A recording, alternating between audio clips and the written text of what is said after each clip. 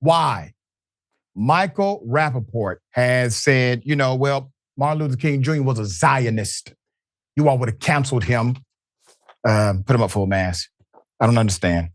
Per Atlanta Black Star reporting, actor, comedian Michael Rapaport claimed on X that Dr. Martin Luther King Jr. would be canceled if he were alive today for allegedly being a Zionist, was his quote. Rapaport shared the following compilation of Dr. King speaking out against anti-Semitism and saying Israel has the right to exist. Here it is.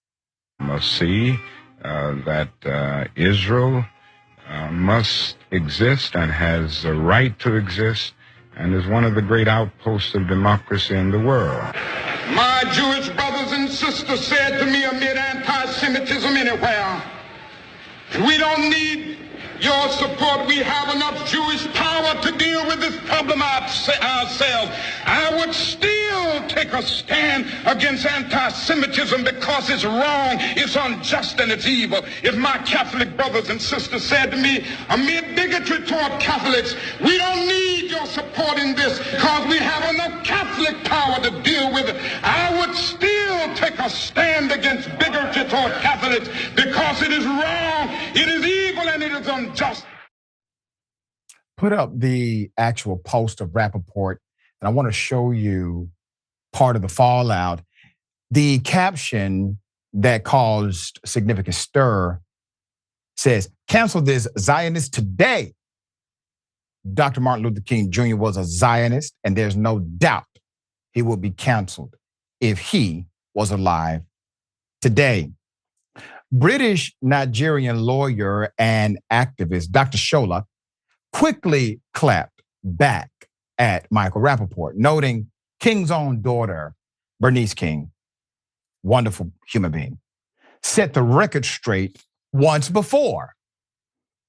We reported on it here at Indisputable. On October 31st, 2023, Bernice King took to X to clarify her father would have backed a ceasefire if he were alive today, after Amy Schumer shared the same video of Dr. King claiming things contrary to King's stance. Schumer shared her post amid Israel's initial bombings of Gaza, which began after October 7th, 2023, Hamas attack that killed more than 1,200 people and took hundreds of hostages. Addressing Schumer directly at the time, Bernice King wrote, quote, "Certainly, my father was against anti-Semitism, as am I.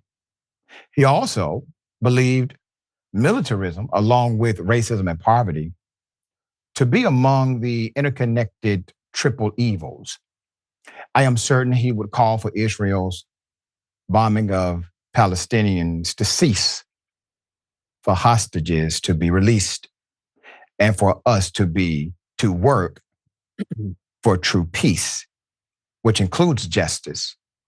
He said, "Justice at its best is love correcting everything that stands against love.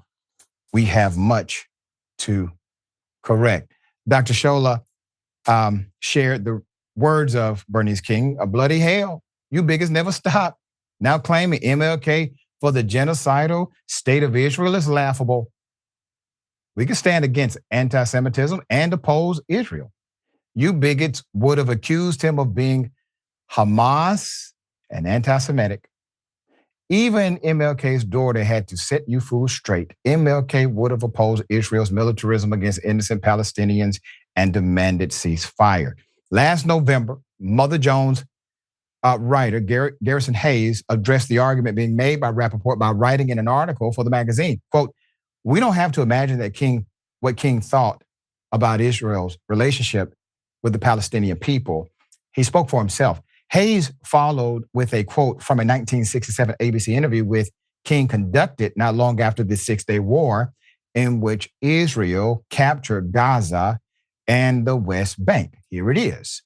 It's the summer of 1967, and Martin Luther King Jr. is scheduled to take thousands of African Americans, black people, to Israel for a tour of the Holy Land. Records indicate that he planned to preach a sermon from the Mount of Olives, the place where Jesus ascended into heaven. He plans to pray with thousands of people at the region's holy sites in Jerusalem and Galilee. This was going to be his Moses moment, taking black people to the promised land. But the problem is that just a few weeks before, Israel launched a preemptive attack against the pro-Palestine alliance of Egypt, Syria, and Jordan, starting what became known as the 6-Day War, which killed around 800 Israelis and about 18,000 Arabs in less than a week. It also fundamentally changed the map. Israel expanded its borders, gaining about 4 times the land it had before, capturing Jerusalem and establishing military occupation in the Gaza Strip. Even though the war was over in just 6 days, MLK will cancel his trip. And this war will mark a turning point in King's nuanced position on Israel. Here's the statement. The interviewer asks MLK, should Israel, in your opinion, give back the land she has taken in conflict? And here's part of MLK's response. I think for the ultimate peace and security of the situation, it will probably be necessary for Israel to give up this conquered territory,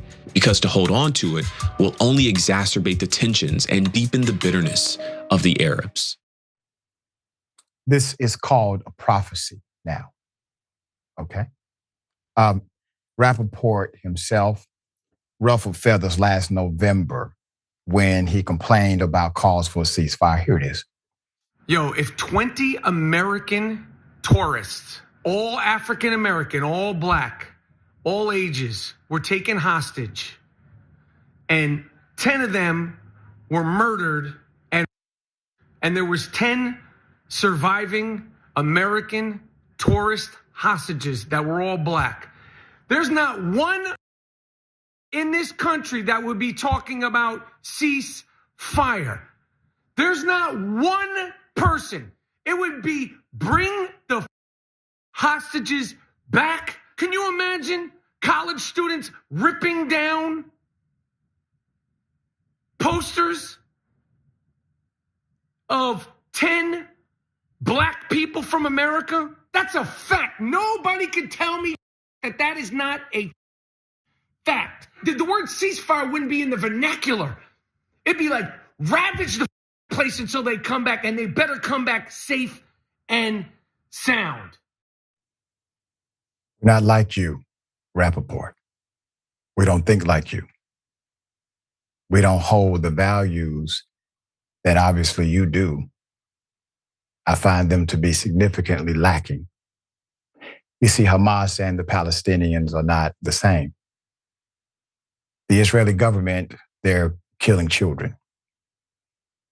Gaza has a Palestinian population with an average age of 19.2. They're children. 40% of the Palestinians in that region are 14 years of age and under. Put up the stats. Per the United Nations Office for the Coordination of Humanitarian Affairs, since October 7th, 24,620 plus Palestinians have been reported killed and 61,830 reported injured. Israel has reported 1,200 plus killed, 5,431 injured. These estimates include Israeli authorities and foreign nationals as well as civilians. If it's such a righteous and godly war, Netanyahu, why lie about the numbers? Why hide the carnage? Why make the press leave? All right. David, thoughts here? Well, growing up, I was told that Zionism was a lot more complex and nuanced than Mr. Rapaport and a lot of the people on the right seem to believe, and that you can be a Zionist, you can believe that Israel has a right to exist, that Jewish people have a right to live in their ancient homeland, and still support the Palestinians' rights and the Palestinians' autonomy. It's not a binary choice, but there are too many people on the right who just deal in extremes. Everything is a simplistic, extreme argument for them. You're a Zionist or you're in favor of Palestinians. No, that's not it at all. And in fact, life is a lot more complex and nuanced than people like Mr. Rapaport want to acknowledge. And until everybody in the region can say, look, we're going to settle this in the nuanced complexities. We're not going to settle this with extremes. And until people across the spectrum realize, whether it's a battle between right and left, whether it's between Palestinian and Israeli, Muslim versus Jew, we are not going to solve this through extremism. We're going to solve it through appreciating the nuances and the complexities and realizing that, yes, this is not a binary choice. I can support Israel. I can be like Dr. Martin Luther King and also say, I don't want militarism in the region. This is not a binary choice. And I just hate that there's so many people on the right who seem to appropriate the terms like Zionism for their own pathetic use. Very well said, dear brother. Very well said.